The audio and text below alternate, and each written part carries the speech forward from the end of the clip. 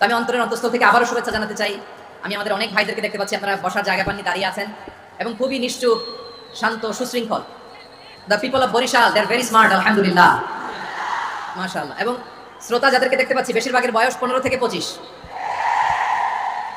Gen Z, যেখানেই যাই Gen Z আমার ছাড়ে না, মাশাআল্লাহ। এরাই আগামীর বাংলাদেশ, এরাই বাংলাদেশ। এদের হাতে নিরাপদ আমার লাল সবুজের পতাকা, এদের হাতে নিরাপদ আমার 56,000 বর্গ মাইলের প্রতিটি ইঞ্চি মাটি। এজন্য তোমাদেরকে সাবধান থাকতে হবে, সজাগ থাকতে হবে দেশের জন্য, এদেশের সার্বভৌমত্বের জন্য, ঠিক কিনা বলেন? আমার প্রিয় ভাইরা, আপনারা এখন যেমনি নিশ্চুপ, নীরব, very quiet and calm, discipline, I like it, I love it. শেষ পর্যন্ত আপনারা এরকম নিশ্চুপ, নীরব, নিস্তব্ধ, নিঝুম থাকবেন তো আপনারা? মাশাআল্লাহ। আমি খুব লম্বা চূড়া সময় নেব না, অনেক আলোচনা হয়েছে, আমি পাশেই ছিলাম, আমি দুপুরেই চলে এসেছি, আমি শুনছিলাম আলোচনাগুলো, অসাধারণ আলোচনা হয়েছে। আসলে আলোচনা হওয়া দরকার অল্প, ইবাদত আর আমল হওয়া দরকার বেশি, ঠিক কিনা? কিয়ামতের একটা আলামত হচ্ছে খুতাবুকুম তাবিলা ওয়া সালাওয়াতুকুম কাসীরা। কিয়ামতের আগে আমাদের বক্তব্য হয়ে যাবে লম্বা। Your speech will be longer and your salah will be very shorter. বক্তব্য হবে লম্বা, সালাত হবে খাটো। এই নমুনা বর্তমানে আছে না নাই? ঘন্টার পর ঘন্টা, তাও তৃপ্তি মিটে না। অনেক জায়গায় রাত পর্যন্ত, মিডনাইট পর্যন্ত, মধ্যরাত পর্যন্ত আলোচনা হয়, এটা ঠিক নয়। বক্তব্য হবে একেবারে gist, cream of the creams, একেবারে ক্রিম কথাটা আলোচক উপস্থাপন করবেন। হেদায়েতের মালিক কে? ইন্নাকা লা তাহদি মান আহবাবতা ওয়ালাকিন্নাল্লাহ ইয়াহদি মান ইয়াশা। নবী হে, আপনি চাইলেই কাউকে হেদায়েত দিতে পারবেন না, হেদায়েতের মালিক কে? প্রিয় ভাইরা, আমি শুরুতেই দেখতে চাই যে আপনারা বরিশাল বিভাগের কে কোন জেলা থেকে আসলেন, এটা একটু জেনে খোঁজখবর নিয়ে আমি আলোচনা শুরু করবো ইনশাআল্লাহ বিইজনিল্লাহ। প্রিয় ভাইরা, আমি দেখতে চাচ্ছি আপনাদের এই বরিশাল বিভাগের ভোলা জেলা আছে না একটা, দ্বীপ জেলা, ওখান থেকে কেউ আসতে পারছেন নাকি? হ্যাঁ, আল্লাহু আকবার, আসছে তো, ওই যে হাত দেখা যাচ্ছে। সর্বনাশ, মাশাআল্লাহ, ঠিক আছে, আল্লাহ আমার ভাইদেরকে তুমি কবুল করো। বরগুনা জেলা থেকে কেউ এসেছেন আজকের প্রোগ্রামে?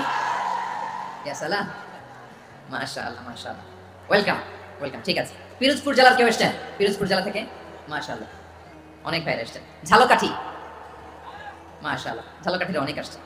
তারপর বরিশাল জেলা থেকে কারা কারা এসেছেন? বরিশাল, মাশাআল্লাহ, তাবারাকাল্লাহ। এবার পটুয়াখালী জেলার কারা কারা দেখি? মাশাআল্লাহ, মাশাআল্লাহ, মাশাআল্লাহ, আল্লাহ তুমি কবুল করো, আল্লাহ তুমি কবুল করো। লিল্লাহি তাকবীর, লিল্লাহি তাকবীর, লিল্লাহি তাকবীর। হাত নামান। প্রিয় ভাইরা, আসুন আমরা কাল বিলম্ব না করে আজকের পটুয়াখালী জেলা শহরের, মাশাআল্লাহ, ওই যে লক্ষ্মীপুর থেকে আমাদের ভাই এসে প্লেকার্ড নিয়ে দাঁড়াইছে, ঠিক আছে, প্লেকার্ড দেখেছি, ফি আমানিল্লাহ। আচ্ছা, বরিশাল বিভাগের বাইরে থেকে কারা কারা আসছেন দেখি, কেউ আছেন কিনা? মাশাআল্লাহ, অনেক অনেক অনেক, মাশাআল্লাহ, আল্লাহ কবুল করুন, আল্লাহ কবুল করুন। ফি আমানিল্লাহ। চাঁদপুর, ঠিক আছে, ঠিক আছে, হ্যাঁ, ইলিশের বাড়ি চাঁদপুর, ঠিক আছে, মাশাআল্লাহ। বসুন, বসুন। সম্মানিত ভাইরা, আসুন আমরা মূল আলোচনার দিকে চলে যাই। আজকে আমরা যে টপিকটা নিয়ে আলোচনা করব সেটা হচ্ছে, আমরা যে জীবনে বিপদে পড়ি, আমরা বিপদে পড়লে আমাদেরকে উদ্ধার করে কে? আল্লাহ ছাড়া আমাদের বাঁচানোর কেউ আছে? উদ্ধার করার কেউ আছে? রক্ষা করার কেউ আছে? এজন্য বিপদে পড়লে আমরা চাইবো কার কাছে? আমাদের যাই দরকার হোক আমরা ফরিয়াদ করবো কার কাছে? নাকি মাজারে যেয়ে যাবেন? মাজারে যেয়ে যাবেন? অনেকে তো মাজারে যেয়ে কপাল খসে, আছে না নাই? মাজারে যেয়ে সন্তান চায়, আছে? এই এলাকা নেই, এলাকার লোকদের আকীদা খালেস আমি জানি। মাজারে যেয়ে কপাল খসে আর সন্তান চায়। আচ্ছা, মাজারে গেলে সন্তান পাওয়া যায়? আচ্ছা, মাজারে না গেলে যদি বাচ্চা না হতো, গরু ছাগলের যে বাচ্চা হয়, ওরা কোন মাজারে মানত করে বলেন? কথা কি বুঝতেছেন? এই যে প্রতি বছর গরু, ছাগল, ভেড়া এগুলো যে বাচ্চা দেয়, এরা কোন মাজারে যে মানত করে? এজন্য চাইতে হবে একজনের কাছে, তিনি কে? আমার প্রিয় পটুয়াখালীবাসী, মাজার জিয়ারত করা সুন্নাহ। আমরা মাজার জিয়ারত করব, আল্লাহ ওয়ালাদের কবরে যাব, আমরা সেখানে যে সালাম দিব, দোয়া করব, নিজের জন্য করব, কবরে শুয়ে থাকা মাইয়িতের জন্য করব, পুরো মুসলিম উম্মার জন্য করব। কিন্তু কবরে যিনি শুয়ে আছে, ওই বাবার কাছে সন্তান চাওয়া যাবে? চাকরি চাওয়া যাবে? সফলতা চাওয়া যাবে? সফলতা দেয় কে? সবাই বলেন নাই, আওয়াজ করে বলেন, সফলতা দেওয়ার মালিক কে? একথাই রব্বুল আলামিন বলেন, ওয়া ইয়ামসাসকাল্লাহু বিদুররিন ফালা কাশিফা লাহু ইল্লা হু ওয়া ইয়ুরিদকা বিখাইরিন ফালা রাদ্দা লিফাদলি ইউসিবু বিহি মান ইয়াশাউ মিন ইবাদিহি ওয়া হুয়াল গফুরুর রহিম। আল্লাহু আকবার। আল্লাহ বললেন, ওয়া ইয়ামসাসকাল্লাহু বিদুররিন ফালা কাশিফা লাহু ইল্লা হু। আল্লাহ যদি তোমাকে কোনো বিপদ স্পর্শ করায়, আল্লাহ যদি তোমারে কোনো বিপদে ফেলে দেয়, ওই বিপদ থেকে উদ্ধার করার তিনি ছাড়া আর কেউ নাই। জোরে বলেন ঠিক কিনা? তিনি যদি কোনো বিপদে ফেলেন, তিনি ছাড়া বিপদ থেকে উদ্ধার করার কেউ নাই। আর তিনি যদি তোমার প্রতি কোনো অনুগ্রহ করতে চান, ওই অনুগ্রহ ঠেকিয়ে দেওয়ার ক্ষমতাও কারো নাই। আল্লাহ যদি আপনার সফলতা দিতে চায়, পৃথিবীর কোনো শক্তি ওই সফলতাকে থামাতে পারে? এজন্য আল্লাহ বললেন, খবরদার, চিন্তার আকীদা খালিস করে নাও। ওয়া ইয়ামসাসকাল্লাহু বিদুররিন ফালা কাশিফা লাহু ইল্লা হু। আল্লাহ বিপদে ফেললে বিপদ থেকে উদ্ধার করার কেউ থাকে না। আর আল্লাহ যদি তোমার প্রতি দয়া দেখাতে চান, অনুগ্রহ করতে চান, ওই অনুগ্রহকে প্রতিরোধ করার মতো ক্ষমতা কারো নাই। তিনি তার বান্দাদের মধ্য থেকে যাকে ইচ্ছা তাকে দেন, যত ইচ্ছা তত দেন। তিনি ক্ষমাশীল, তিনি মেহেরবান। সুবহানাল্লাহ। তিনি ক্ষমাশীল, তিনি মেহেরবান। তাহলে এই আয়াত থেকে আমরা বুঝতে পারলাম, আমরা যদি বিপদে পড়ি আমাদেরকে কেউ বাঁচাতে পারে না। আমার বাবা আমারে বাঁচাতে পারে? হ্যাঁ, আমার মা আমাকে বাঁচাতে পারে? আমার বন্ধু আমারে বাঁচাতে পারে? আমার দলের কর্মী আমাকে বাঁচাতে পারে? আমার পীর সাহেব আমারে বাঁচাতে পারে? আমার পটুয়াখালীর ভাইরা খেয়াল রাখবেন, বাঁচাতে পারে এক মহান সত্তা, উদ্ধার করতে পারে এক মহান সত্তা। চিৎকার করে বলুন তিনি কে? আবার আল্লাহ বললেন, আম্মাই ইউজিবুল মুযতাররা ইযা দাআহু ওয়া ইয়াকশিফুস সুআ ওয়া ইয়াজআলুকুম খুলাফাআল আরদ আইলাহুম মা'আল্লাহ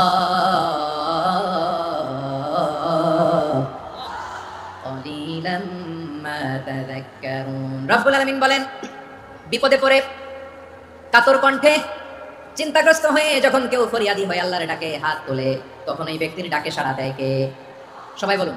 কাতর কণ্ঠে বিপন্ন অবস্থায় আপনি যখন কেঁদে কেঁদে হাত তুলে আপনার দুঃখের কথা জানান, আপনি যখন ডাকেন তারে, তখন আপনার ডাকে সাড়া দেয় কে? আল্লাহ বলে, আমি সাড়া দেই। তোমাদের বিপদকে মুক্ত করে দেয় কে? ওই আল্লাহর সাথে কোনো উপাস্য আছে নাকি? কিন্তু খুব অল্প সংখ্যক লোকই তোমরা উপদেশ গ্রহণ করো, কথাটা কা। তাহলে বিপন্ন মানবতা যখন কাঁদে, মানুষ যখন বিপদে পড়ে নিরুপায় হয়ে ফরিয়াদ করে, তার ডাক শোনার কেউ নাই একজন ছাড়া। চিল্লায় বলেন তো তিনি কে? এজন্য আমরা ফরিয়াদের হাত কার দিকে তুলবো? প্রিয় পটুয়াখালী বলেন, ফরিয়াদের দুটো হাত আমরা কার দিকে তুলবো? এবং খেয়াল রাখতে হবে, মাথার সাথে সেট করে নিতে হবে, আল্লাহ ছাড়া আমাকে উদ্ধার করার কেউ নাই। এই পৃথিবীতে কেউ আপন না। প্রিয় ভাইরা, বিপদে বললে বোঝা যায় কেউ আপন না। আপন শুধু একজন মহান সত্তা, তিনি কে? এটাকে আপনারা খেয়াল রাখতে পারবেন? হ্যাঁ, বিপদে আপদে কেউ আমাদের বাঁচাতে পারে না, তরাতে পারে না, মুক্তি দিতে পারে না, উদ্ধার করতে পারে না, একমাত্র আমার প্রভু ছাড়া, আল্লাহ ছাড়া। চিল্লায় বলেন ঠিক কিনা? এবং প্রিয় পটুয়াখালীর ভাইরা, মাথার সাথে এটা সেট করে নিতে হবে যে আমাদের পুরো জীবনটাই পরীক্ষা। পুরো জীবনটাই কি? The life is a test. পুরো জীবনটাই পরীক্ষা। এই জীবনে বিপদ আসবে, আপদ আসবে, পরীক্ষা আসবে, সবার জীবনে এটা থাকে। এক একজনের পরীক্ষা এক এক রকম। আমার পরীক্ষা একরকম, মাসুদ ভাইয়ের পরীক্ষা একরকম, চৌধুরী সাহেবের পরীক্ষা একরকম, আপনার পরীক্ষা একরকম, ওনার পরীক্ষা আবার আরেক রকম। পুরো পৃথিবীটাই পরীক্ষা ক্ষেত্র, সবাই পরীক্ষা দিচ্ছি, কিন্তু কারো পরীক্ষার প্রশ্নের সাথে কারোটার মিল নাই। সুবহানাল্লাহ পড়বেন না? পুরোটাই পরীক্ষা ক্ষেত্র, সবাই পরীক্ষার্থী, কিন্তু প্রশ্নপত্র একটার সাথে আরেকটা মিলে না। One doesn't match the other. একজনেরটার সাথে আরেকজনেরটা মিলে না। কাউকে আল্লাহ তাআলা ধনী বানিয়ে পরীক্ষা করেন। কি বানিয়ে? কথা কি বুঝতেছেন নাকি কষ্ট হচ্ছে? কষ্ট হচ্ছে আপনাদের? কাউকে আল্লাহ ধনী বানিয়ে পরীক্ষা করেন, আবার কাউকে আল্লাহ তাআলা গরিব বানিয়ে পরীক্ষা করেন, কাউকে আল্লাহ অসুস্থ বানিয়ে পরীক্ষা করেন। কেউ দেখবেন যে দুরারোগ্য ব্যাধিতে আক্রান্ত, ডাক্তার বলেছে আর সময় নাই, দুরারোগ্য ব্যাধি ক্যান্সার, যার নেই কোনো অ্যান্সার, তার জন্য পরীক্ষা হচ্ছে এই রোগ। আরেক লোক দেখবেন তার আবার রোগ বালাই নাই, মাশাআল্লাহ, তাকে আল্লাহ তাআলা আর্থিক দৈন্যতা, দারিদ্রতা দিয়ে পরীক্ষা করছেন। এরকম আছে না নাই? টাকা পয়সা নাই, দিন আনে দিন খায়, যা আছে তাতে চলে না, এটা তার জন্য পরীক্ষা। আবার আরেক শ্রেণীর লোক দেখবেন তাকে আল্লাহ অসুস্থতাও দেয় নাই, দারিদ্রতাও দেয় নাই, তার দাম্পত্য জীবনের সমস্যা আছে না নাই? স্ত্রী কথা শোনে না, অথবা ছেলে মেয়ে কথা শোনে না। তাহলে পরীক্ষা সবার জীবনে আছে, এক একজনের পরীক্ষাটা এক এক রকম। আল্লাহ তাআলা দেখতে চায় যে এই পরীক্ষার সময় আমরা কিরকম রেসপন্স করি, how to deal with the test, কিভাবে এই বিপদ আপদ পরীক্ষাগুলোকে আমরা হ্যান্ডেল করবো, ডিল করবো। এটা হচ্ছে আজকের আলোচনার বিষয়। বুঝতে পেরেছেন সবাই আমার প্রিয় ভাইরা? তাহলে পরীক্ষাময় আমাদের জীবন, বিপদ আপদ পরীক্ষা, এটা মানুষের পিছু ছড়ে না, সবার জীবনে পরীক্ষা আছে। নবীদের জীবনেও পরীক্ষা ছিল। সাহাবারা জিজ্ঞেস করেছেন, ইয়া রাসূলুল্লাহ, আইয়ুন নাসি আশাদ্দু বালাআন ফিদ দুনিয়া, এই দুনিয়ার বুকে কাদের পরীক্ষা সবচেয়ে বেশি? বিশ্বনবী বলেছেন, আল আম্বিয়া, এই পৃথিবীতে সবচেয়ে বেশি পরীক্ষা আল্লাহ তাআলা নিয়ে থাকেন নবীদের। কাদের? নবীদের। সুম্মাল আমসাল ফাল আমসাল, এরপরে নবীদের পরের স্তরে যারা, তাদের পরীক্ষা। এরপরে তাদের পরের স্তরে যারা, তাদের পরীক্ষা। সিদ্দিকিনদের, শুহাদাদের, সালিহিনদের, আল্লাহওয়ালাদের, যার ঈমান যত মজবুত তার জীবনে পরীক্ষাও তত বেশি। চিল্লায় বলেন ঠিক কিনা? তাহলে মুমিনরা, বিশ্বাসীরা, আমরা কি পরীক্ষা বিপদ আপদে ভয় পাই? হ্যাঁ, বিপদ দেখলে ভয় লাগে আপনাদের? ভয় লাগে? হ্যাঁ না, মুমিনরা বিপদে ভয় পায় না, তারা হতাশ হয় না, সুবহানাল্লাহ, তারা নিরাশ হয় না। বিশ্বাসীরা হাল ছেড়ে দেয় না, তারা ভরসা রাখে একজনের উপর। চিল্লায় বলতে হবে তিনি কে? কারণ মুমিন জানে the grief isn't permanent, the test isn't permanent, the struggle in our life isn't permanent. আমাদের জীবনে দুঃখ, কষ্ট, স্ট্রাগল, এগুলো পার্মানেন্ট নয়। after every difficulties there is an ease. সব কষ্টের পরে একটা সুখ আছে না নাই? রব্বুল আলামিন বলেন, ফা ইন্না মাআল উসরি ইউসরা, ইন্না মাআল উসরি ইউসরা, ভয় পেও না, চিন্তা করো না, কষ্টের সাথেই আমি রেখে দিয়েছি স্বস্তি। সুবহানাল্লাহ বলেন। মুমিন জীবনে বিপদ যত বেশি, কষ্ট যত বেশি, তার সামনে সফলতা তার চেয়েও বেশি। ঠিক কিনা বলেন? কারণ বিশ্বাসীরা জানে রাত্রি যত গভীর হয়, সুবহে সাদিকের সময় তত আগাতে থাকে। গর্ভবতী নারীর পেটের ব্যথা যত বাড়তে থাকে, ঘরে নতুন মেহমান আগমনের সময় ঘনাতে থাকে। মুমিনদের উপর বিপদ, অত্যাচার, আপদ, পরীক্ষা যত বাড়তে থাকে, কালেমার পতাকা উড্ডয়নের সময় কাছে আসতে থাকে। বিশ্বাসীদের এগুলো হিসাব মিলানো অনেক আগে, এগুলো অনেক আগে হিসাব মিলানো। দুঃখের আধার শেষে সুখের আলো মিটিমিটি হাসে, চিল্লায় বলেন ঠিক কিনা? দুঃখের আধার শেষে আলোর প্রভাত হাসে, হতাশার কালো মেঘে যায় গো ভেসে, হতাশার কালো মেঘে যায় গো ভেসে। দুঃখের আধার শেষে আলোর প্রভাত হাসে, হতাশার কালো মেঘে যায় গো ভেসে, হতাশার কালো মেঘে যায় গো ভেসে। কোরআনে দুঃখের আধার শেষে আলোর প্রভাত হাসে, হতাশার কালো মেঘে যায় গো ভেসে, হতাশার কালো মেঘে যায় গো ভেসে। ঠিক কিনা বলে? দুঃখ যত বেশি, পরীক্ষা যত বেশি, কষ্ট যত বেশি, সুখের সময় তত কাছাকাছি, চিল্লায় বলতে হবে ঠিক কিনা? এজন্য মুমিন জীবনে পরীক্ষা বেশি, মুমিনদের হতাশা নাই। মুমিনরা নিরাশ হয় না, হতাশ হয় কাফিররা। মুমিনরা কখনো হাল ছেড়ে দেয় না, মুমিনরা ভরসা রাখে একজনের উপর, তিনি কে? তাহলে আমার প্রিয় পটুয়াখালীবাসী, বিপদ থাকবে, পরীক্ষা থাকবে, এই বিপদ থেকে আমাদেরকে উদ্ধার করবেন একজন, তিনি কে? আমরা শুধু আল্লাহর উপরই ভরসা রাখবো। রাজি আছেন তো? চাইবো একজন সত্তার কাছে, আওয়াজ করে বলুন তিনি কে? একজন সত্তার কাছে চাইবে। বিশ্বনবী ওনার চাচাতো ভাই আব্দুল্লাহ ইবনে আব্বাস রাদিয়াল্লাহু তাআলা আনহুকে বললেন, ইয়া আব্দুল্লাহ ইবনে আব্বাস, হে আব্দুল্লাহ ইবনে আব্বাস, ইদা সাআলতা ফাসআলিল্লাহ, যখন চাইবে আল্লাহর কাছে যাও। ও আব্দুল্লাহ, যখন চাইবা আল্লাহর কাছে যাও। ওয়া ইদা ইসতাআনতা ফাসতাইন বিল্লাহ, যখন সাহায্য চাইবা আল্লাহর কাছে ফরিয়াদ করো। জেনে রেখো ও আব্দুল্লাহ, ওয়া'লাম আন্নাল উম্মাতা লাউ ইজতামাআত আলা আন ইয়ানফাউকা বিশাইইন লাম ইয়ানফাউকা ইল্লা বিশাইইন ক্বাদ কাতাবাহু আল্লাহু লাক। ও আব্দুল্লাহ, জেনে রেখো, মনে রেখো, গোটা বিশ্বের সবাই মিলে যদি তোমার উপকার করতে চায় ততটুকুই তারা করতে পারবে যতটুকু আল্লাহ তোমার নসিবে সেটা লিখে রেখেছে। ঠিক কিনা বলেন? আর যদি গোটা বিশ্বের সবাই মিলে তোমার বিরুদ্ধে কনস্পাইরেসি করে, ষড়যন্ত্র করে, গোটা বিশ্বের সবাই মিলেও যদি তোমার ক্ষতি করতে চায় ততটুকুই শুধু পারবে যেটা আল্লাহ তোমার জন্য বরাদ্দ রেখেছে। যতটুকু আল্লাহ তাআলা তোমার জন্য বরাদ্দ রেখেছে ততটুকুই ক্ষতি করতে পারবে, আর এক চুল বেশিও করতে পারবে না, কমও করতে পারবে না। চিল্লা বলেন ঠিক কিনা? এজন্য আমরা চাইবো কার কাছে? সবাই বলেন নাই, আওয়াজ করে বলেন কার কাছে? সব সময় আমরা আল্লাহর কাছে চাইবো, বিপদে আপদে, সুখে দুঃখে, সচ্ছল অবস্থায় অসচ্ছল অবস্থায়, পরাজয়ের সময় বিজয়ের সময়, সব সময় আমরা ভরসা রাখবো কার উপর? সবাই বলুন। একদল লোক আছে যারা বিপদে পড়লে আল্লাহরে ডাকে, আছে না নাই? পটুয়াখালীতে মাশাআল্লাহ নাই, বিপদ আসলে আল্লাহরে ডাকে, বিপদ নাই আল্লাহ নাই। বিপদে পড়লে নামাজ পড়ে, বিপদও নাই নামাজও নাই। বিপদে পড়লে জিকির করে, বিপদ যখন চলে যায় ওদের জিকিরও বন্ধ হয়ে যায়, এরকম আছে না নাই? কিছু লোক দেখবেন পরীক্ষা আসলে নামাজ পড়ে, আছে আছে, জেনজি আওয়াজ করে, এরকম আছে? এই কমন পড়ে গেছে, কমন পড়ছে। দেখবেন পরীক্ষার সময় নামাজ পড়ে, পরীক্ষাও নাই নামাজও আছে, এরকম। কিছু লোক আছে অসুস্থ হলে আল্লাহরে বড্ড ভালোবাসে, আল্লাহরে খুব ডাকে।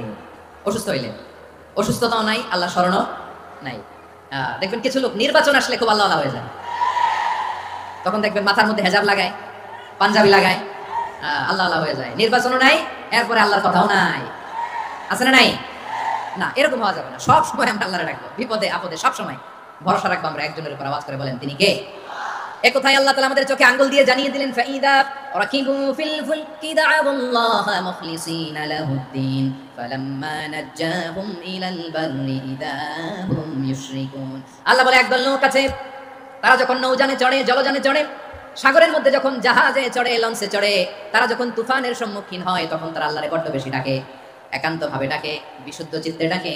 আবার তুফান থেকে তাদেরকে সেফ জোনে নিয়ে, নিরাপদ জোনে নিয়ে যখন বন্দরে আমি আল্লাহ তাদেরকে বেরিয়ে দেই, ওই লোকগুলো আবার আমি আল্লাহর সাথে শিরিক করে। এরকম আছে না নাই? জাহাজে উঠছে, সাগরের মাঝখানে তুফান, ওই সময় দেখবেন আল্লাহ কারে কয়। এই কথা তো আপনাদেরকে বোঝানো সহজ, আপনারা তো নদীর দেশের মানুষ।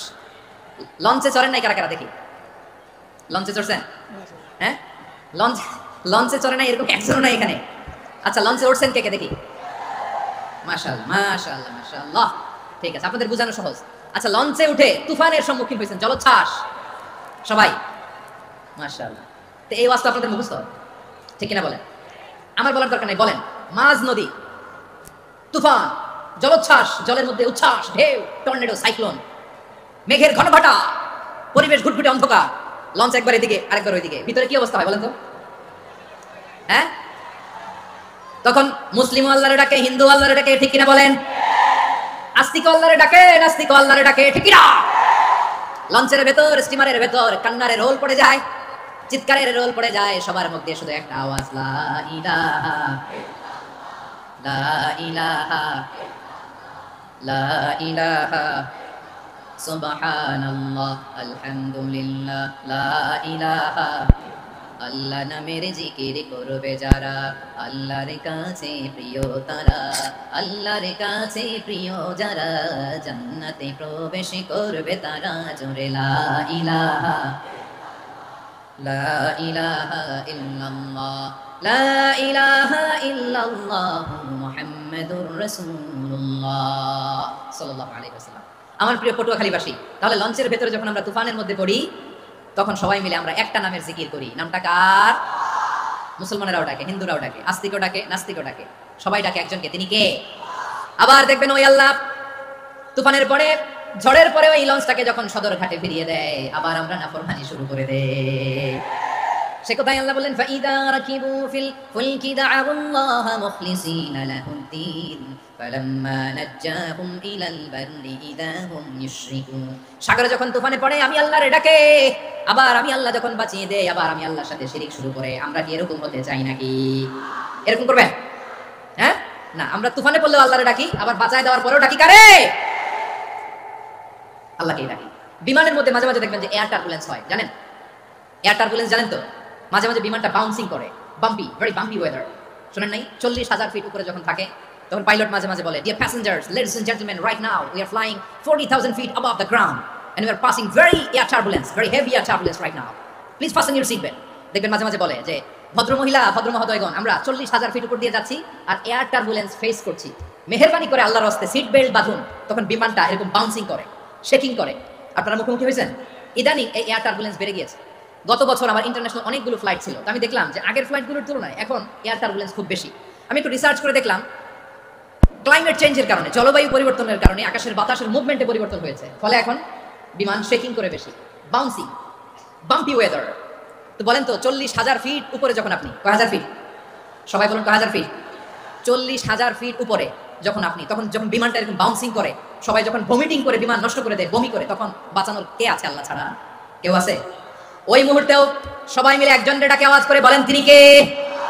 মাঝে মাঝে কিছু সোশ্যাল মিডিয়ায় কিছু ভিডিও পাওয়া যায় যে হেভি যখন এয়ার টার্বুলেন্স হয়, 10 সেকেন্ড 15 সেকেন্ডের কিছু ভিডিও পাওয়া যায়, বিমানটা এরকম বাউন্সিং করছে, বাম্পি ওয়েদার, কাঁপছে, মানুষগুলো বমি করছে, অক্সিজেন মাস্কগুলো সব ঝুলে পড়েছে, বিমানটা শুধু কাঁপছে। তখন দেখবেন বিমানের ভেতরেও এরকম লঞ্চের মতো চিৎকার আছে না নাই?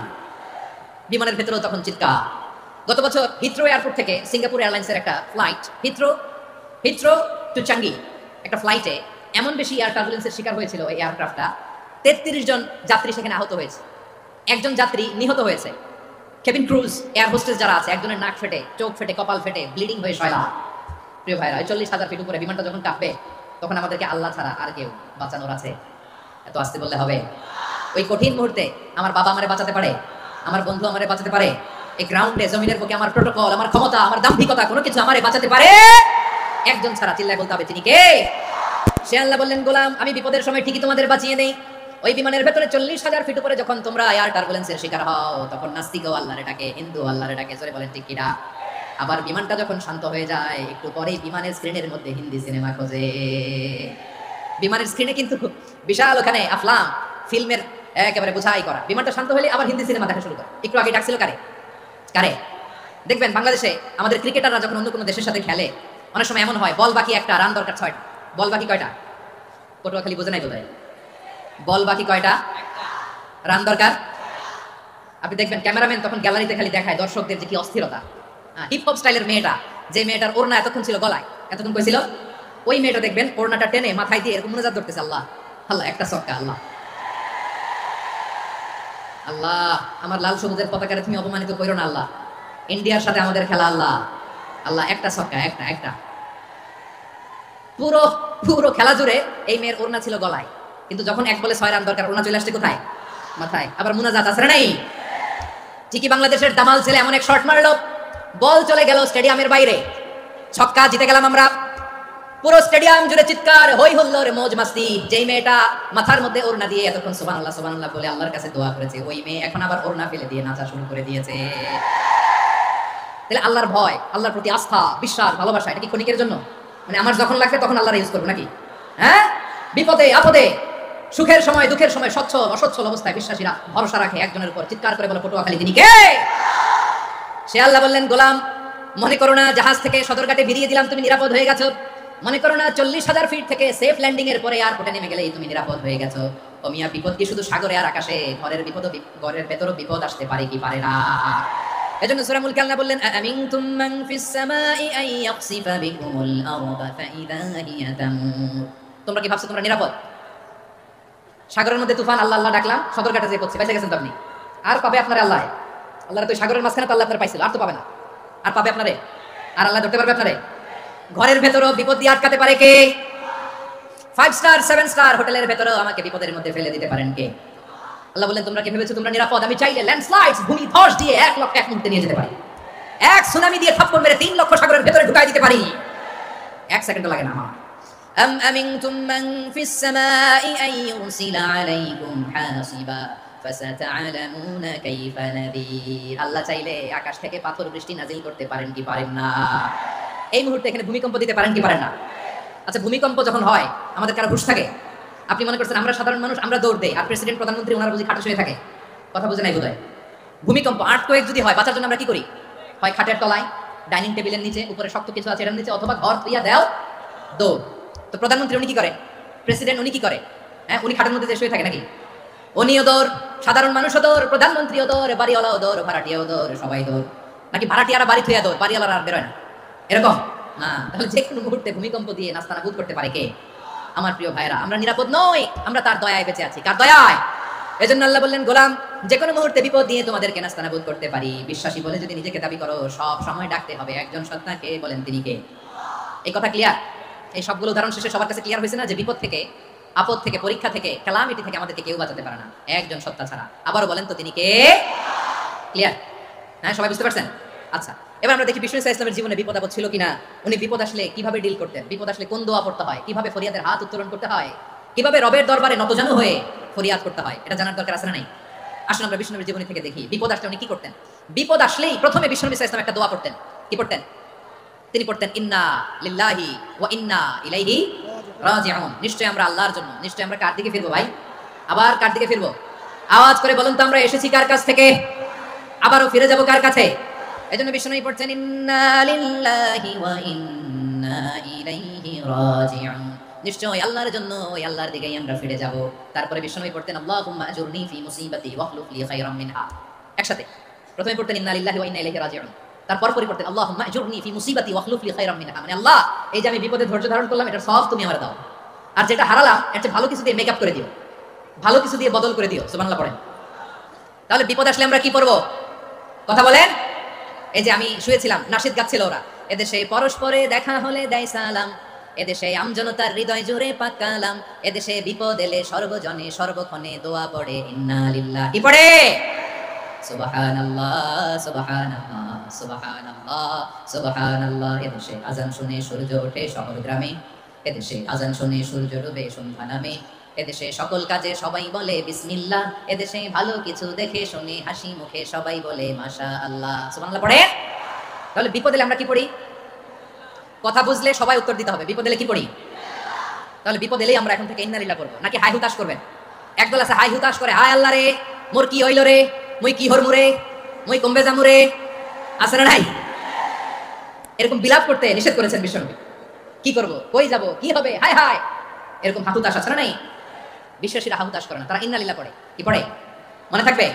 আমরা পড়বো ইন্না লিল্লাহি ওয়া ইন্না ইলাইহি রাজিউন। নিশ্চয়ই আমরা আল্লাহর জন্য, আমরা আল্লাহর দিকেই ফিরে যাব। এরপর পড়বো আল্লাহুম্মা আজুরনি ফি মুসিবাতি ওয়াখলুফ লি খায়রাম মিনহা। আল্লাহ, আমি যে বিপদে ধৈর্য ধারণ করলাম এটার সওয়াব দিও, আর যা হারালাম তার চেয়ে ভালো কিছু দিয়ে বদল করে দিও। সুবহানাল্লাহ পড়ে। বিশ্বনবীর হাদিস শুনলেন উম্মে সালামা রাদিয়াল্লাহু তাআলা আনহা, ওনার স্বামী হলো আবু সালামা। মজার ঘটনা খেয়াল করে শুনেন আমার প্রিয় কলিজার টুকরা ভাইয়েরা, কানগুলো খরগোশের কানের মতো খাড়া করে আমার দিকে তাকান। সাইয়্যিদাতুনা উম্মে সালামা রাদিয়াল্লাহু তাআলা আনহা, ওনার স্বামীর নাম আবু সালামা। শ্রেষ্ঠ দম্পতি, শ্রেষ্ঠ ফ্যামিলি। প্রথমে হিজরত করেছিলেন হাবাশায়, পরে হিজরত করেছেন মদিনায়। উহুদ যুদ্ধের পরে ওনার স্বামী আবু সালামা ইন্তেকাল করলো, শহীদ হলো। সুবহানাল্লাহ পড়েন।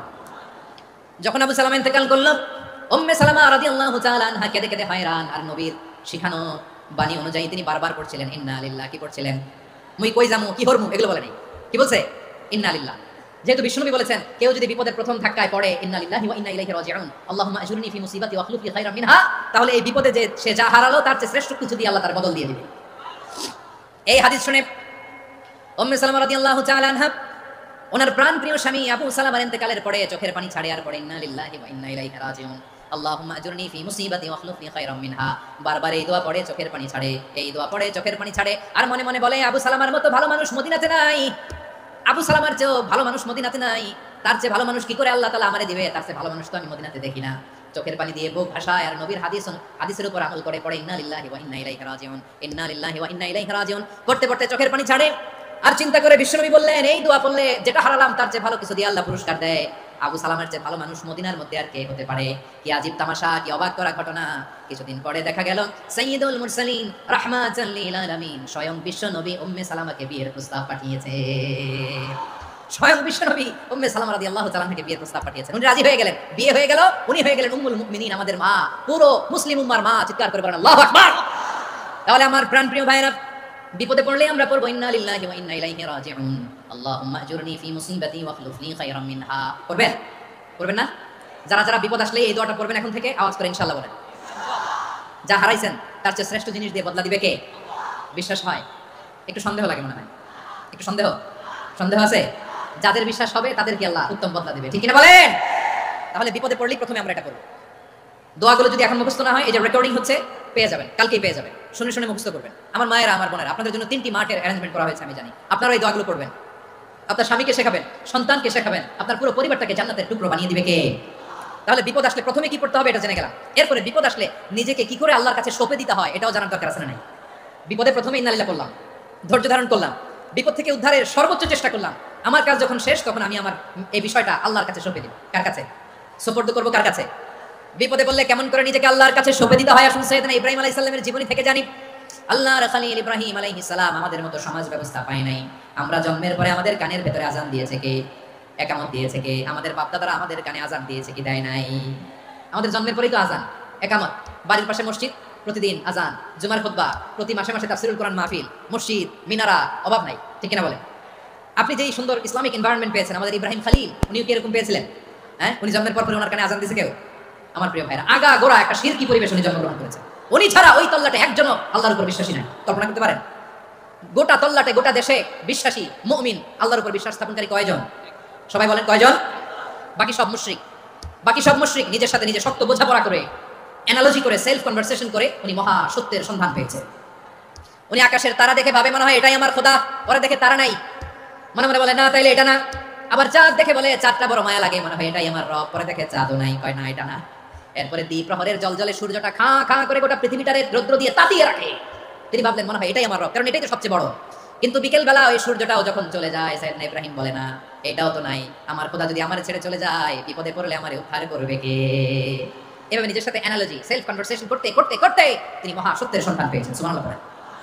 সব শেষে তিনি ডিসিশন নিয়ে ঘোষণা দিলেন, ইন্নী ওয়াজ্জাহতু ওয়াজহিয়া লিল্লাযী ফাতারাস সামাওয়াতি ওয়াল আরদা হানিফান ওয়া মা আনা মিনাল মুশরিকিন। নিশ্চয় আমি এমন সত্তার দিকে মনোনিবেশ করলাম, মুখাপেক্ষী হলাম, যিনি আকাশ বানিয়েছেন, জমিন বানিয়েছেন, আমি মুশরিক নই। সুবহানাল্লাহ। পারতেন? আপনি পারতেন? কেউ নাই, লক্ষ লক্ষ মুশরিক, আপনি একা। ওনার মতো এরকম বিচক্ষণতা দিয়ে আল্লাহরে খুঁজে পাইতে পারতেন আপনি? কি নবী ছিল, আল্লাহকে খুঁজে পেয়েছে। যখন আল্লাহর ইবাদত শুরু করলো, এই কথা ছড়ায় পড়লো চারদিকে। নমরুদ সাইয়েদনা ইব্রাহিমকে ডেকে পাঠালেন। নমরুদ বলে, ইব্রাহিম তুমি নাকি মূর্তির পূজা না করে কোন নতুন রবের ইবাদত করো, কে তোমার রব? সাইয়েদনা ইব্রাহিম বললেন, রব্বি আল্লাযী ইউহয়ী ওয়া ইউমীত, আমি এমন রবের ইবাদত করি যিনি জীবন দেন, যিনি মৃত্যু দেন। নমরুদ বলে, তাই নাকি? তোমার রব জীবন দেয়, মৃত্যু দেয়? আর এটা তো আমি দেই, আমিও তো জীবন দেই, আমিও তো মৃত্যু দেই। সাইয়েদনা ইব্রাহিম বললেন, কেমন করে তুমি জীবন দাও, মৃত্যু দাও, একটু দেখাও তো। নমরুদ জেলখানা থেকে দুজন কয়েদি ডেকে আনলো, কয়েদি এনে অর্ডার করলো, একটাকে এখনই শিরোচ্ছেদ, হেড অফ, ড্যাশ পেনাল্টি, মৃত্যুদণ্ড দেওয়া হলো, ফিনকি দিয়ে রক্ত বেরোলো। নমরুদ বলে, দেখো দুজনকে ধরে আনলাম, একজন কয়েদিকে দিলাম ডেথ পেনাল্টি, মৃত্যুদণ্ড, ওরে মৃত্যু দিলাম। আরেকজন যে দাঁড়িয়ে আছে, চাইলে ওরেও আমি মৃত্যুদণ্ড দিতে পারি, কিন্তু না, ওরে আমি দিব না, ওরে আমি বাঁচাইয়া দিলাম, ছেড়ে দিলাম, মানে জীবন দিলাম। দেখো ইব্রাহিম, তোমার চোখের সামনে একজনের মৃত্যু দিলাম, আরেকজনের জীবন দিলাম। আপাত দৃষ্টিতে তাই তো, একজনের তো জীবন দিল, আরেকজনের মৃত্যু দিল। সাইয়েদনা ইব্রাহিম এবার বিপাকে পড়ে গেলেন। কিন্তু এক একজন নবীকে আল্লাহ এমন উইজডম, বিচক্ষণতা দিয়ে এই জমিনে পাঠিয়েছেন। মুহূর্তের মধ্যে আল্লাহর খলিল ইব্রাহিম বললেন, ফাইন্নাল্লাহা ইয়াতি বিশ-শামসি মিনাল মাশরিকি ফাতি বিহা মিনাল মাগরিব ফাবুহিতাল্লাযী কাফার। আল্লাহর খলিল ইব্রাহিম বললেন, নমরুদ বুঝলাম তুমি জীবন দাও, মৃত্যু দাও, দেখলাম, কিন্তু আমার রব, আমার আল্লাহ প্রতিদিন সকালবেলা উষা লগ্নে ওই পূর্ব দিগন্ত থেকে সূর্যটাকে উদিত করেন সাঁঝের বেলা, বিকেল বেলা, কুতুরি লগ্নে, সন্ধ্যা বেলা। ওই দ্বিপ্রহরের জলে সূর্যটাকে পশ্চিম দিগন্তে ডুবিয়ে দেন। মানে সকালবেলা পূর্ব দিক থেকে উদিত করা সূর্যটাকে পশ্চিম দিকে বিকেলে তিনি ডুবিয়ে দেন। তুমি যদি পারো ওই সূর্যটাকে পশ্চিম দিক থেকে উদিত করে পূর্ব দিকে ডুবিয়ে দাও। সুবহানাল্লাহ পড়বেন না? দেখেন, ইনস্ট্যান্ট ইন্টেলেক্ট, মুহূর্তে বিচক্ষণতা, উইজডম কাকে বলে? নমরুদ পারবে? নমরুদের বাপ পারবে? ওর দাদা, ওর 14 গোষ্ঠী, গোটা বিশ্বের সব ক্ষমতাধর রাষ্ট্রনায়করা একসাথে হলে পারবে? ফাবুহিতাল্লাযী কাফার পারে নাই, ব্যর্থ হয়েছে। এবার তেলে বেগুনে জ্বলে উঠেছে, রেগে মেগে আগুন বলে ফালকুহু ফিল জাহিম। ওর সাথে তর্ক নাই, না পেরে এবার এটা আগুনে ফেলা। বিশাল বিশাল গাছ কেটে লাকড়ি এনে আগুনের কুণ্ডলি বানানো হলো, দাও দাও দাও দাও করে আগুন জ্বলে। আল্লাহর খলিল ইব্রাহিমকে আগুনে নিক্ষেপ করা হবে। আল্লাহর খলিল সাইয়েদনা ইব্রাহিমের হাতের মধ্যে রশি দিয়ে টাইট করে বাঁধা হলো, পায়ের মধ্যেও টাইট করে রশি দিয়ে বাঁধা হলো। আল্লাহর খলিল ইব্রাহিমকে আগুনের কুণ্ডলির মধ্যে ফেলা হবে। ও মিয়া, আপনি যে বিপদের কারণে ভয় পান, হতাশ হন, এটা কোনো বিপদ? ওনার বিপদের সামনে পটুয়াখালী আওয়াজ করে বলুন, সাইয়েদনা খলিল ইব্রাহিমের বিপদের সামনে আমাদের বিপদগুলো কোনো বিপদ? কোনো বিপদই না, এটা কোনো বিপদই না। হাত পা বেঁধে টাইট করে নিক্ষেপ করা হবে। সিম্পলি ফেলা যাবে না, কারণ দাও দাও করে দ্য ব্লেজিং ফায়ার, এমন আগুনের কুণ্ডলি, কাছে যাওয়া যায় না, আগুনের উত্তাপে নিক্ষেপ করা হবে। হাতের রশি বেঁধে, পায়ের রশি বেঁধে আল্লাহর খলিল ইব্রাহিম আলাইহিস সালামকে আগুনের মধ্যে নিক্ষেপ করা হবে। আহা, এটা বলে অগ্নি পরীক্ষা। উনি অগ্নি পরীক্ষার সম্মুখীন হয়েছেন। এজন্য কঠিন পরীক্ষাকে আমরা অগ্নি পরীক্ষার সাথে তুলনা করি, ঠিক কি না? সাইয়েদনা জিবরাইল এসে বললেন, ও আল্লাহর খলিল, ওরা তো আপনার হাতও বেঁধে ফেললো, পাও বেঁধে ফেললো, নড়াচড়ার সুযোগ নাই, বলেন আমি জিবরিল ফেরেশতা আপনার জন্য কি করতে পারি? আল্লাহর খলিল ইব্রাহিম বলেন, ও জিবরাইল, তোমার কাছে আমার কোনো চাওয়া পাওয়া নাই। সুবহানাল্লাহ বলেন। তোমার কাছে বলার কিছু নাই, তোমার সাহায্যের আমার দরকার নাই। সাইয়েদনা ইব্রাহিম আলাইহিস সালামকে হাতে পায়ে রশি বেঁধে, হাত পা বাঁধা অবস্থায় জ্বলন্ত অগ্নিকুণ্ডে যখন নমরুদের দলবল নিক্ষেপ করবে, আল্লাহর খলিল কিভাবে নিজেকে আল্লাহর কাছে সঁপে দিয়েছেন, পটুয়াখালীর ভাইরা খেয়াল করে শুনুন। হাত পা বেঁধে আল্লাহর খলিলকে যখন নিক্ষেপ করা হবে, তিনি মুখ ফুটে বলে ফেললেন, হাসবুনাল্লাহু ওয়া নি'মাল ওয়াকিল। হাসবুনাল্লাহু ওয়া নি'মাল ওয়াকিল, আমার জন্য আল্লাহই যথেষ্ট, আমার জন্য আল্লাহই যথেষ্ট। তিনি আমার সবচেয়ে বড় গার্ডিয়ান, তিনি আমার সবচেয়ে বড় অভিভাবক। জিব্রাইলের সাহায্যে রফারকে ফিরিয়ে দিলেন। দুনিয়ার বুকে কারো কাছে কিছু বলেন নাই, মুখ ফুটে বলেছেন হাসবুনাল্লাহ। ও আমার পটুয়াখালীর প্রাণের ভাইরা খেয়াল রাখবেন, কোন বান্দা তার হাতে থাকা সব চেষ্টাটুকুন করার পরে মুখ ফসকে মুখ দিয়ে যখন বলে ফেলে হাসবুনাল্লাহ, বান্দা যখন হাসবুনাল্লাহ বলে ফেলে, ওই ব্যাপারটা ডিল করার দায়িত্ব স্বয়ং আল্লাহ আরশের উপর থেকে নিয়ে নেয়। আপনি যখন বলে ফেলবেন হাসবুনাল্লাহ, এটা ডিলিং করবে কে তখন? চিল্লায় বলেন না, তিনি কে? বান্দা তার সাধ্যের সবটুকু চেষ্টার পরে নতজানু হয়ে যখন বলবে হাসবুনাল্লাহ, আল্লাহ তুমি আমার জন্য যথেষ্ট, নি'মাল ওয়াকিল, তুমি আমার শ্রেষ্ঠ অভিভাবক, তখন তার কি দরকার না দরকার এটা ডিল করে স্বয়ং আল্লাহ। নিক্ষেপ করা হলো সাইয়েদনা ইব্রাহিমকে অগ্নিকুণ্ডলিতে। হাজার হাজার মানুষের দৃশ্য দেখার জন্য জড়ো হয়েছে এরকম বিশাল ময়দানে। কিন্তু কি অবাক করার ঘটনা, সবাই ভয় পাচ্ছিল, না জানি কি হয়ে যায়। আল্লাহর খলিলকে যখন আগুনের কুণ্ডলিতে নিক্ষেপ করা হয়, আল্লাহর খলিল ইব্রাহিম আগুনের কুণ্ডলির মধ্যে বসে বসে মানুষগুলোর দিকে তাকিয়ে হাসতে শুরু করে দেয়। কারণ আকাশ থেকে রব্বুল আলামিন স্পেশাল ভার্ডিক্ট নাজিল করেছেন, স্পেশাল হুকুম জারি করেছেন, কুল্লা ইয়া নারু কুনি বারদান ওয়া সালামান আলা ইব্রাহিম। ও আগুন খবরদার, সৃষ্টি শুরু থেকে তোকে একটা ধর্ম আমি বাতলে দিয়েছিলাম, তোর ধর্ম আগুনের ধর্ম হলো যা পাবে জ্বালিয়ে সারখার করবে। আল্লাহ বললো, আগুন তোর ধর্ম দিয়েছিলাম, তুই সব জ্বালিয়ে পুড়িয়ে সারখার করে দিবি, কিন্তু ক্ষণিকের জন্য আমি তোর জ্বালিয়ে দেওয়ার ক্ষমতাটাকে কেড়ে নিলাম, জ্বালিয়ে ভস্ম করে দেওয়ার ক্ষমতা আমি কেড়ে নিলাম। কুনি বারদান, ঠান্ডা হয়ে যা, কিন্তু এত বেশি ঠান্ডা হবি না আবার আমার ইব্রাহিমের জন্য সর্দি লেগে না যায়। সুবহানাল্লাহ, এত আসতে বললে হবে? কুনি বারদান, বারদ মানে বরফ, ঠান্ডা, ঠান্ডা হ, কিন্তু এত ঠান্ডা হবি না যাতে আমার ইব্রাহিমের কষ্ট হয়। আগুন বলে, আল্লাহ একবার বললাম ঠান্ডা হ, আবার বলো এত ঠান্ডা হবি না যাতে খলিলের সর্দি না লাগে। কেমন ঠান্ডা হবো, কেমন এনভায়রনমেন্ট তৈরি করে দেবো বলো? আল্লাহ বললেন, সালামান আলা ইব্রাহিম, আমার খলিল, আমার কলিজা, আমার ইব্রাহিমের জন্য তুই জান্নাতের গুল বাগিচা হয়ে যা। ও ভাই, নবী মুসার মতো ঈমান হলে রাস্তা হবে সাগর জলে, নবী ইউসুফের মতো ঈমান হলে একে একে দরজা খোলে। নবী ইব্রাহিমের মতো ঈমান যদি আজও থাকে বিদ্যমান, অগ্নিকুণ্ডে দেখতে পাবে খুবসুরতে ফুল ভাগা। কুলনা ইয়া নারু কুনি বারদান ওয়া সালামান আলা ইব্রাহিম। বান্দা যখন মুখ দিয়ে বলে হাসবুনাল্লাহ, আমার আল্লাহ আমার জন্য যথেষ্ট, এই বলে যখন নিজেকে সঁপে দেয়, তার কি লাগবে? ওই দায়িত্ব স্বয়ং নিয়ে নেয় কে? সবাই বলেন, স্বয়ং নিয়ে নেয় কে? তাহলে আমার প্রিয় ভাইরা, বিপদের শুরুতেই আমরা বলবো ইন্না লিল্লাহ। শুরুতে কি বলবো? এরপরে যেই বাক্যটা পড়ে নিজের পরিস্থিতিকে আল্লাহর দরবারে সঁপে দিব, সেটা হচ্ছে হাসবুনাল্লাহ। সেটা কি? বিষ্ণু বলেন, লা ইয়াজালু লিসানুকা রাতাবান মিন যিকরিল্লাহ। সব সময় আল্লাহর স্মরণ দিয়ে, জিকির দিয়ে জিহ্বাটারে সিক্ত রাখো। আর শয়তানু জাসিমুন আলা কলবি ইবনে আদম, শয়তান বনি আদমের কলবে খামচি মেরে বসে থাকে। ফাইদা যাকারাল্লাহ খালাসা, মানুষ যখন আল্লাহ স্মরণ করে জিকির করে শয়তান দৌড়ে পালায়। ওয়া ইদা গাফালা ওয়াসওয়াসা, যখনই বনি আদম গাফিল হয় তখনই শয়তান তার হৃদয়ে ওয়াসওয়াসা দেয়। এজন্য বিপদে পড়লে ইন্না লিল্লাহ, নিজের সব টুকুন করার পরে, নিজের রোল প্লে করার পরে নিজেকে আমরা কি বলে সঁপে দিব? সবাই বলেন, সবাই বলতে হবে, আরো জোরে বলে, মনে থাকবে। বিপদে পড়লে প্রথমে ইন্না লিল্লাহ, এরপর নিজেকে যখন সঁপে দিব তখন হাসবুনাল্লাহ। এরপরে কঠিন বিপদে যখন বিশ্বনবী পড়তেন তখন কি করতেন? এমন বিপদ মাঝে মাঝে হয় না, দেয়ালে পিঠ থেকে যায়, চোখে মুখে অন্ধকার, কি করব দিশা খুঁজে পাই না, এরকম হয় কখনো? হ্যাঁ, আপনাদের হয়? হয় না? তো জান্নাতে আছেন আপনারা। হয় হয়, এরকম হয়েছে না যে দেয়ালে পিঠ থেকে গেছে, চোখে মুখে অন্ধকার, কই যাব, কি করবো, বাঁচানোর কেউ না, এরকম হয়েছে কখনো আপনাদের? যদি হয় তাইলে এটার সলিউশন বলবো, না হলে তো এগুলো বলে লাভ নাই। হয় হয় হয়, বিশ্বনবী এরকম কঠিন বিপদে পড়েছেন জীবনের কিছু কিছু মুহূর্তে। ওই মুহূর্তে বিশ্বনবী স্পেশাল দুইটা দোয়া পড়তেন, এই দোয়াগুলো আপনাদেরকে জানিয়ে দেয়। বিশ্বনবী বলেন, কঠিনতম বিপদে যখন পড়বা, দেয়ালে পিঠ থেকে যায়, চোখে মুখে অন্ধকার, বাঁচার কোনো উপায় নাই, তখন পড়বা লা ইলাহা ইল্লা আনতা সুবহানাকা ইন্নী কুনতু মিনাজ জালিমিন। আল্লাহ, তুমি ছাড়া কোনো ইলাহ নাই, তুমি পবিত্র, নিশ্চয় আমি জালিমদের অন্তর্ভুক্ত। সুবহানাল্লাহ বলেন। এই দোয়া সাইয়েদনা ইউনূস আলাইহিস সালাম পড়েছিলেন যখন মাছের পেটে ছিলেন। কিসের পেটে? এবং অনেক মুফাসসিরিন ইকরাম বলেছেন, অনেক আহলুল ইলমরা বলেছেন এটা হচ্ছে ইসমে আজম। ইসমে আজম এমন দোয়া যেটা দিয়ে দোয়া করলে আল্লাহ দোয়া কবুল করে, কিন্তু এটা কোনটা এটা নিয়ে ইখতিলাফ আছে। কোন আহলুল ইলম বলেন এই লা ইলাহা ইল্লা আনতা সুবহানাকা ইন্নী কুনতু মিনাজ জালিমিন, এটা হচ্ছে ইসমে আজম, সাইয়েদনা ইউনূস আলাইহিস সালাম পড়েছেন। আপনারা পড়েননি? তুফান হলে পড়েন না? আমাদের এলাকায় তো এটা খুব, এটার উপর ব্যাপক আমল আছে। পটুয়াখালীতে কি অবস্থা বলেন? পড়েন পড়েন পড়েন পড়েন।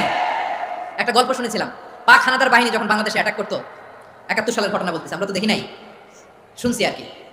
71 যদি দেখতাম এতদিনে রাজাকার হয়ে যেতাম। আল্লাহ আমাদেরকে বাঁচাই দিয়েছে, আল্লাহ ঠিক কিনা বলেন? মন মতো হইলে মুক্তিযোদ্ধা, মন মতো না হইলে রাজাকার।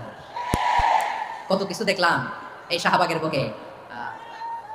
আল্লাহ, 71 সালে দেখি নাই, আমরা শুনেছি পাক হানাদার বাহিনী জিজ্ঞেস করতো মুসলিম না অমুসলিম চেক করার জন্য, বলতো কালেমা বল, কালেমা বাতাও। তো যারা কালেমা পড়তে পারতো পাকিস্তানি বাহিনী নাকি ওদেরকে ছেড়ে দিত, শুনেছি। তো একজনকে এক বাঙালিরে পেয়ে তার মাথার মধ্যে বন্দুকের নল ধরে বলতেছে কালেমা বল সালে, কালেমা বাতা, কালেমা বল। তো ভয়ের চড়ে এই দোয়া পড়া শুরু করছে। ও পড়তেছে লা ইলাহা ইল্লা আনতা সুবহানাকা ইন্নী কুনতু মিনাজ জালিমিন। পাকিস্তানি বলে সালে ইয়ে তো মুসিবত কা কালেমা है। বাঙালি কয় হাম তো ভি মুসিবত মে হ্যাঁ।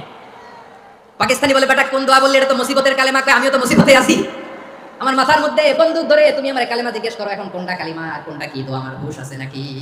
প্রিয় ভাইরা, আসলে এটা দুআউল মুসিবা, বিপদে পড়লে এই দোয়া পড়তে হয়, লা ইলাহা ইল্লা আনতা সুবহানাকা ইন্নী কুনতু মিনাজ জালিমিন। এটা পড়বেন আপনারা। এই দোয়া পড়ে সাইয়েদনা ইউনূস আলাইহিস সালাম মাছের পেট থেকে রক্ষা পেয়েছিলেন। রক্ষা করেছিল কে? তুমি ইউনূস নবী রে যখন খাইলো মাছেতে গিলিয়া, ফেরেশতা পাঠাইয়া দিলে ইসমে আজম দিয়া, প্রাণে ছিল যাহার ভয় সেথা পাইল আশ্রয়, প্রাণে ছিল যাহার ভয় সেথা পাইল আশ্রয়, মাছের পেট হতে সে যে পেল পরিত্রাণ। আল্লাহু আল্লাহু তুমি জাল্লে জালালুহু, শেষ করা তো যায় না গে তোমার গুণগান। আল্লাহু আল্লাহু, সুবহানাল্লাহ পড়ে লা ইলাহা ইল্লা আনতা সুবহানাকা ইন্নী কুনতু মিনাজ জালিমিন। বিশ্বনবী বললেন দেয়ালে পিঠ থেকে গেলে, চোখে মুখে অন্ধকার, বাঁচার কোনো উপায় নাই, তখন এই দোয়াটা পড়তে হবে। এই দোয়া পড়ে আল্লাহর কাছে ফরিয়াদ করলে বিপদ মুক্ত করবেন কে? কেন এই দোয়াটা আল্লাহর কাছে বড্ড প্রিয় জানেন আমার ভাইরা? কারণ এই দোয়ার মধ্যে 3টা জিনিস আছে। আমি যেরকম আঙ্গুল উঁচু করেছি এরকম করেন তো। 3টা, কয়টা? 3টা। 1 নম্বরে হচ্ছে তাওহীদ, 2 নম্বরে তাসবিহ, 3 নম্বরে তাকরীর। আই রিপিট, আবারো বলছি, 1 নম্বরে তাওহীদ, 2 নম্বরে তাসবিহ, 3 নম্বরে তাকরীর। এই দোয়াটা আল্লাহর কাছে এত পছন্দনীয় কারণ এই দোয়ার প্রথম অংশে আছে তাওহীদ, আল্লাহর একত্ববাদের ঘোষণা, লা ইলাহা ইল্লা আনতা, ও আল্লাহ আপনি ছাড়া কোনো ইলাহ নাই, উপাস্য নাই। এই কথা বললে আল্লাহ বড় খুশি হয়ে যায়, সুবহানাল্লাহ পড়েন। এই দোয়ার দ্বিতীয় অংশে আছে তাসবিহ, মানে আল্লাহর প্রশংসা, প্রশংসাসূচক বাণী, সুবহানাক সুবহানাক সুবহানাক, ও আল্লাহ আমি আপনার পবিত্রতা ঘোষণা করছি, সুবহানাক। এই কথা শুনলে আল্লাহ খুশি হয়ে যায়, সুবহানাল্লাহ পড়েন। এই দোয়ার তৃতীয় অংশে আছে তাকরীর, তাকরীর মানে পাপের স্বীকৃতি। তাকরীর মানে কি? তাকরীর মানে পাপের স্বীকৃতি। এই দোয়ার তৃতীয় অংশে আছে ইন্নী কুনতু মিনাজ জালিমিন, ও আল্লাহ আমি জালিমদের অন্তর্ভুক্ত। আল্লাহ আল্লাহ আমি জালেম, আল্লাহ আমি ভুল করেছি, অন্যায় করেছি, আল্লাহ আমি জালিমদের অন্তর্ভুক্ত। এই পাপের স্বীকৃতি, অ্যাকনোলেজমেন্ট আল্লাহ বড় পছন্দ করে। যখন আল্লাহর কাছে আপনি ছোট হবেন, ছোট হতে হতে যত ছোট হবেন ওই দৃশ্যটা দেখতে আল্লাহ বড় পছন্দ করে, সুবহানাল্লাহ বলেন। 3 নম্বর অংশ ইন্নী কুনতু মিনাজ জালিমিন, আল্লাহ আমি জালিমদের অন্তর্ভুক্ত। সাইয়েদনা আদম আলাইহিস সালাম ভুল করে যখন নিষিদ্ধ গাছের ফুল খেয়ে ফেললেন, ফল খেয়ে ফেললেন, আল্লাহ বললেন আদম ক্ষমা পেতে চাইলে তুমি আর হাওয়া মিলে স্বীকৃতি দাও, পাপের স্বীকৃতি আর পড়ো, রব্বানা যালামনা আনফুসানা ওয়া ইল্লাম তাগফির লানা ওয়া তারহামনা লানাকুনান্না মিনাল খাসিরিন। ও আল্লাহ আমি আদম আর হাওয়া, যালামনা আনফুসানা আমরা আমাদের নফসের উপর বড় জুলুম করেছি।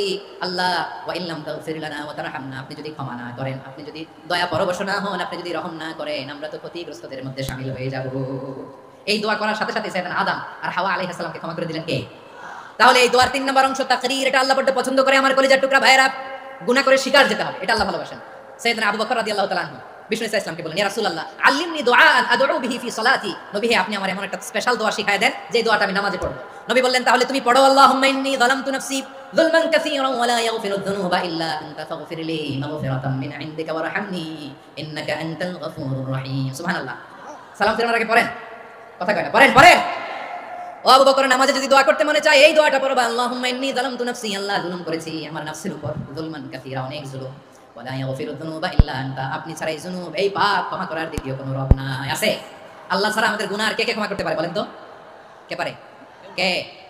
এজন্য আল্লাহরে বলবেন, আল্লাহ আমি ছাড়া তোমার গোলামের অভাব নাই, ও আমার রব, আমি ছাড়া এই জমিনের বুকে তোমার গোলামের অভাব নাই, কিন্তু তুমি ছাড়া তো আমার দ্বিতীয় কোনো রব নাই। পারবেন বলতে? পারবেন?